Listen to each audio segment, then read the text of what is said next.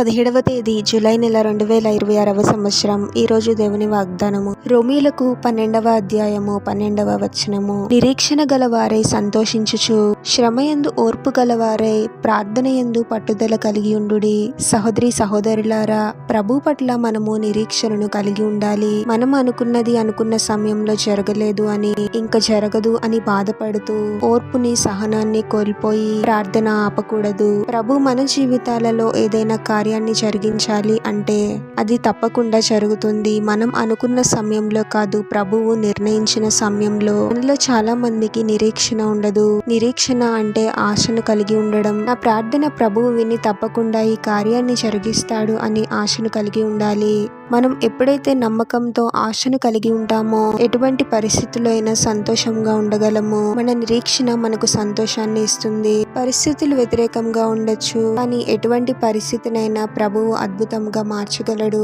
శ్రమలలో ఓర్పుని కలిగి ఉండాలి. ప్రభువు అనుమతించిన ప్రతి శ్రమ కూడా మన మేలుకే కానీ కీడుకు కాదు. ఎటువంటి శ్రమ కలిగినా ప్రతి శ్రమలోనూ మనము ఓర్పుని కలిగి ఉండాలి. ఓర్పుని ఎప్పుడైతే మనం కోల్పోతామో ఆత్మీయముగా కూడా బలహీనమవుతూ ఉంటాము. ప్రభువునకు విరుద్ధముగా మాట్లాడుతూ ఇంకా ప్రభువునకు దూరమయ్యి శ్రమల పాలవుతామే కానీ ఎటువంటి ఉపయోగం ఉండదు. కాబట్టి శ్రమలలో ఓర్పుని కలిగి ఉండాలి. మనం చేసే ప్రతి ప్రార్థన పట్టుదలతో చేయాలి. 1-2 సార్లు ప్రార్థించి సమాధానం రాకపోతే ఆపేయకూడదు. పట్టుదలతో చేసే ప్రార్థన ఎంతో శక్తివంతమైనది. ఎడతెగక ప్రార్థించడం నేర్చుకోవాలి. విశ్వాసంతో పట్టుదలతో ప్రార్థిస్తూ ఉన్నప్పుడు తప్పకుండా ప్రభువు మన ప్రార్థనను వింటాడు. తగిన సమయంలో మనకు సమాధానాన్ని ఇస్తాడు. ప్రార్థన.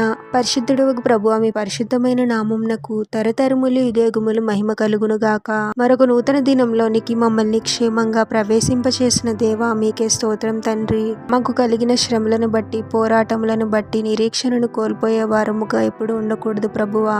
ఎన్ని వ్యతిరేకమైన పరిస్థితులు ఉన్నా మీ పైన గొప్ప విశ్వాసంతో మా జీవితాలలో మీరు తప్పకుండా కార్యంను జరిగిస్తారు అనే నిరీక్షణను కలిగి ఉండాలి తండ్రి. ఎటువంటి శ్రమ కష్టం వచ్చినా మా ఓర్పుని సహనాన్ని కోల్పోయే వారముగా కాకుండా ఓర్పు సహనం కలిగి మీ పైన గొప్ప విశ్వాసంతో ప్రార్థించాలి ప్రభువా. మేము చేసే ప్రతి ప్రార్థన పట్టుదలతో చేయాలి తండ్రి. మా ప్రార్థన మీరు వింటూ ఉన్నారు. తగిన సమయంలో మీరే సమాధానం ఇస్తారు అనే నమ్మకంతో విశ్వాసంతో ప్రార్థించే వారముగా మమ్మల్ని దీవించమని, ప్రార్థనలో ఏకీభవిస్తున్న ప్రతి ఒక్కరిని పేరు పేరున దీవించి ఆశీర్వదించి అభిషేకించమని, చేసే ప్రతి పనిలో మీరే వారికి తోడుగా ఉండి వారిని అన్ని కీడుల నుండి అపాయముల నుండి మీరే వారిని రక్షించమని మా మనవులన్నీ యేసుక్రీస్తు వారి పరిశుద్ధ నామంలో అడిగి వేడుకొనుచున్నాము తండ్రి. ఆమేన్.